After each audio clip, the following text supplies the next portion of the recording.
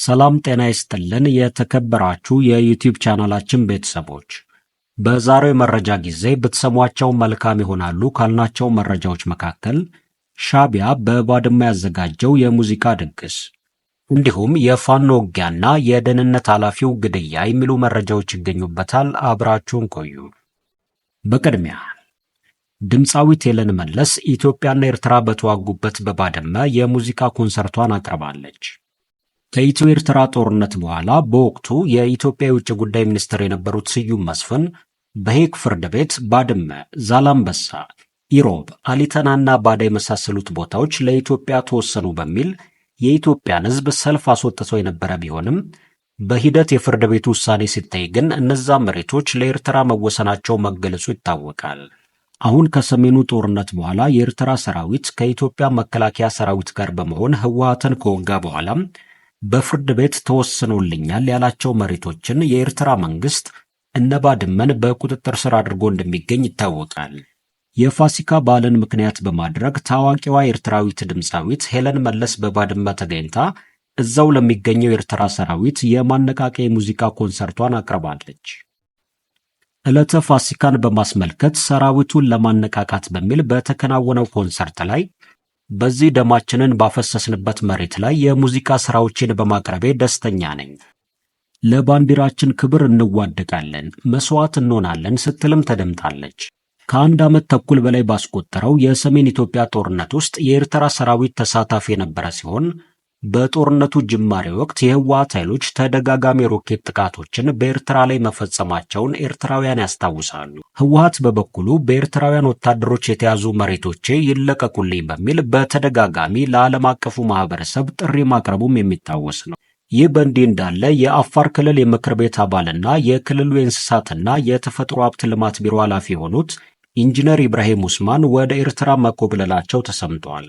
ባለስልጣኑ የመከላከያ ሚኒስትሯ አይሻ መሐመድ የቅርብ ዘመድ መሆናቸውን የገለጹት ምንጮች በአሰብ አቅጣጫ የአፋር ክልልን ትተው መሄዳቸውንም ጠቁመዋል። ከዚህ በፊት ቀይ ባህር ላይ ፎቶ ተነስተው ይገባናል የሚል መልእክትን ያስተላለፉት የመከላከያ ሚኒስትሯ የአሰብ ተወላጅ መሆናቸውን መናገራቸውም የሚዘነጋ አይሆንም። የሆነው ሆኖ የቢሮው ኃላፊ አቶ ኢብራሂም ከዚህ ኃላፊነታቸው ባሻገር የምክር ቤት አባል እንደነበሩ ምንጮች ጠቅሰዋል። ወደ ኤርትራ ተሻግረው በሚኮበልሉበት ወቅት ለጊዜው በቁጥር ያልታወቁ አጃቢዎቻቸውን ጭምር አስከትለው እንደሆነም ያክላሉ። ለምን ኮበለሉ?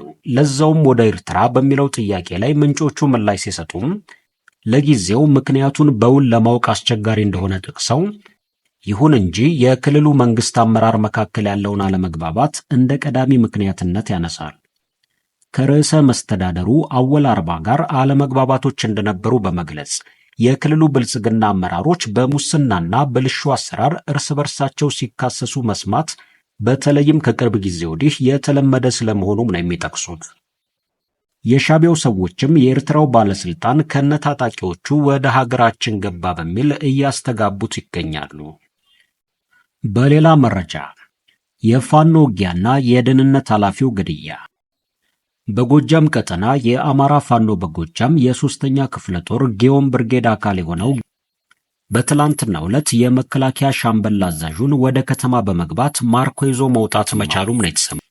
በፋኖ የተማረከው 50 አለቃ አዳነ የተባለው ወታደራዊ አመራር ለ7 ዓመታት በአማራ ክልል አድማ ብተና አባልነት ሲያገለግል የነበረና የፋኖ ትግል ከጀመረበት ጊዜ አንስቶ ደግሞ የአድማ ብተና አመራር በመሆን በሰከላ ወረዳ ተመድቦ ያገለገለና በመስከረም 29 2017 ዓ.ም የመከላከያ 75ኛ ክፍለ ጦር ስትደመሰስ የተወሰነውን አድማ ብተናና አመራር በማትረፉ ምክንያት ሙሉ የ50 አለቅነት ማዕረግ ተሰጥቶት ለአድማ ብተና አመራርነት ወደ መከላከያ 73ኛ ክፍለ ጦር በማደግ የአንድ ሻምበል አዛዥ በመሆን ሲያገለግል እንደነበርም ነው የተገለጸው።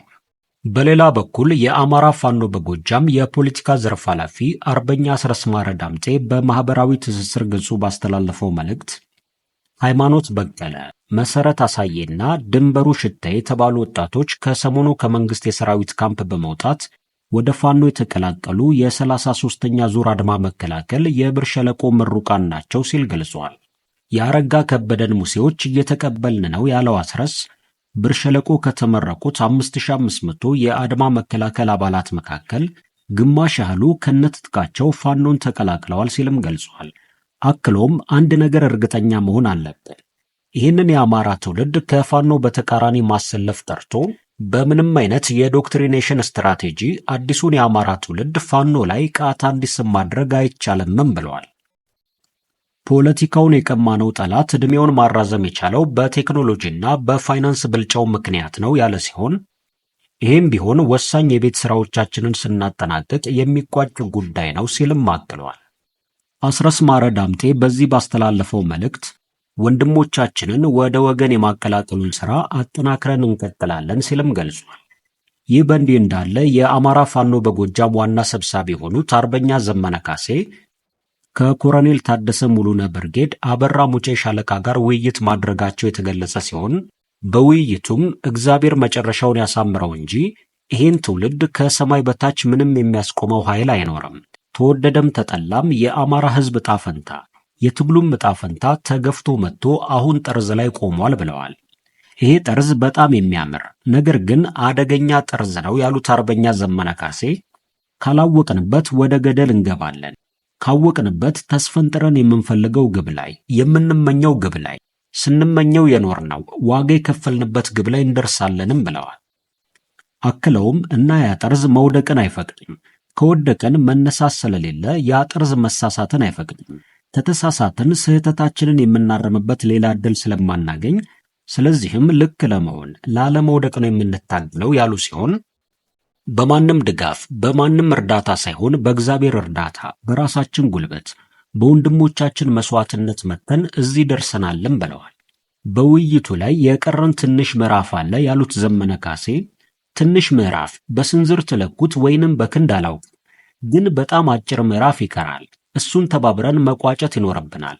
ያውም በፍጥነት ጊዜ የለንም። በፍጥነት መቋጨትና የከበበን ነባራዊ ሁኔታ በሚፈቅደው ልክ መሳተፍ፣ በሚገባ ልክ ተሳትፎ አድርገን ህዝባችንን እንደ ህዝብ ማዳን፣ እንደ አገረ መንግስት ደግሞ በኢትዮጵያ ውስጥ የሚኖረንን ቦታ በማስጠበቅና አማራ እንደ ህዝብ በሰላም በፍቅር በክብር ከሌሎች ህዝቦች ጋር የሚኖርበትን ዘመን ማምጣት ስለሚኖርብን በፍጥነት መስራት ይኖርብናል በማለትም አሳስበዋል።